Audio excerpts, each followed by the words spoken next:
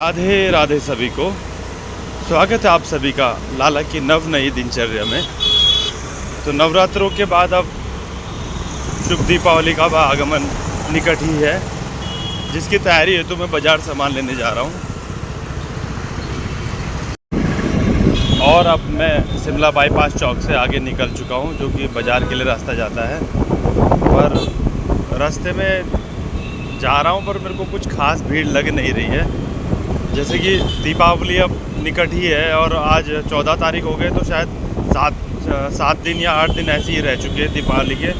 पर उस तरह की भीड़ है नहीं जो रौनक अन्य और समय में रहती थी या पिछले कुछ वर्षों पहले तक रहती थी, पर उतनी भीड़ अभी है नहीं कुछ। तो ये बड़ा सोच के अजीब सा लगता है कि ऐसा क्यों है। जो पहले सड़कें गुलजार रहती थी दिवाली के कुछ समय पहले तक, कहीं सजावट नहीं है, कोई दुकानों में चमक धमक अभी आई नहीं है। तो शायद इसका एक मुख्य कारण ये भी हो सकता है कि अब लोग आखिरी दिनों में ही अपने घरों को सजाते हैं या फिर दुकानों को सजाते हैं। और जानकारी तो शायद दुकानदार भाई लोग ज़्यादा दे सकते हैं कि वजह क्या है इसकी, कि कोई भी सजावटें ज़्यादा नहीं है अभी। क्या बताऊं भाई, दिमाग में ऐसी हलचल हो रखी है, बड़ी खचपच हो रखी है। त्यौहार निकट है, क्या करूं, क्या लाऊं, क्या न रुकूं, क्या सामान को छोड़ूं और क्या को उठा लूं।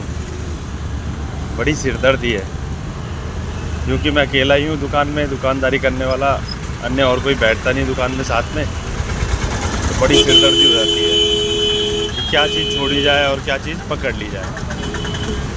चलो देखते हैं, प्रभु भरोसे है सब कुछ।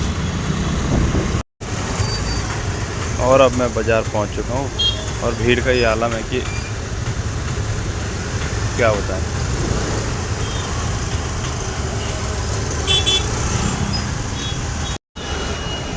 और अब मैं बाज़ार पहुंच चुका हूं और भीड़ इस तरह है कि क्या ही बताएं। लालाओं की शायद दिनचर्या शुरू हो गई है। इस भीड़ से मैं निकल पाऊँ मुश्किल है, पर प्रयास करते हैं, असंभव नहीं है।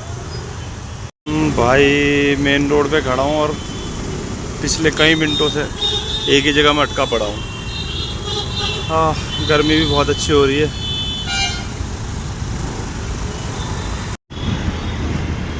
तो सारी बाधाओं को पार करते हुए सहारनपुर चौक तक पहुँच चुका हूँ। यहाँ पे कुछ जाम खुला सा लग रहा है अब। इस समय तो मैं सामान ले आया कुछ दुकान का, और अब रात को कुछ मिठाइयाँ लेने जाऊंगा दीपावली की।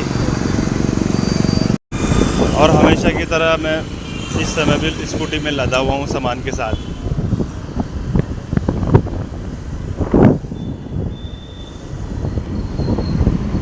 त्योहारों के समय अक्सर जो लाला की दिनचर्या रहती है वो बहुत ही ज़्यादा दिक्कत भरी हो जाती है और बहुत ही परेशानियों से जूझना पड़ता है, मानसिक परेशानियों से।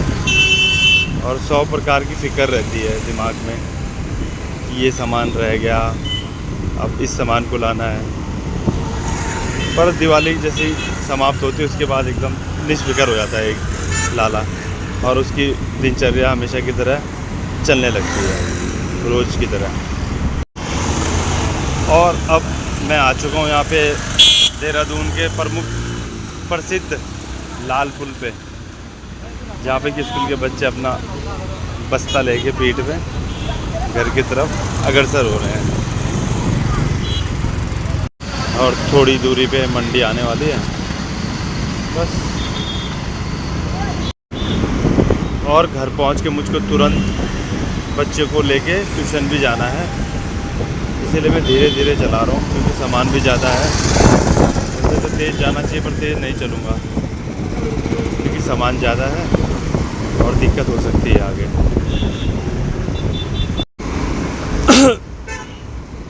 और अब हम आ चुके हैं शिमला बाईपास चौक पे, जो कि यहाँ से सिर्फ 20 या 10 सेकंड के दूरी पर है। इसके बाद हम अपने घर की तरफ चलेंगे। चलते हैं।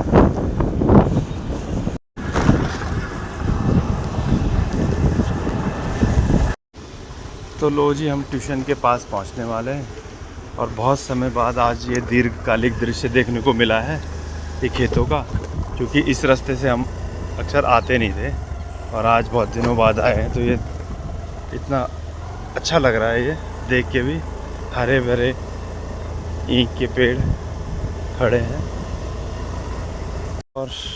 और बच्चों को ट्यूशन छोड़ने के बाद मैंने सोचा कुछ पल यहीं पे व्यतीत किए जाएं, लाला की दिनचर्या से कुछ पल निकाल के उन पलों को इसी समय विलीन किया जाए, क्योंकि यहाँ पे देख के बहुत अच्छा लग रहा है, सुकून सा मिल रहा है एकदम।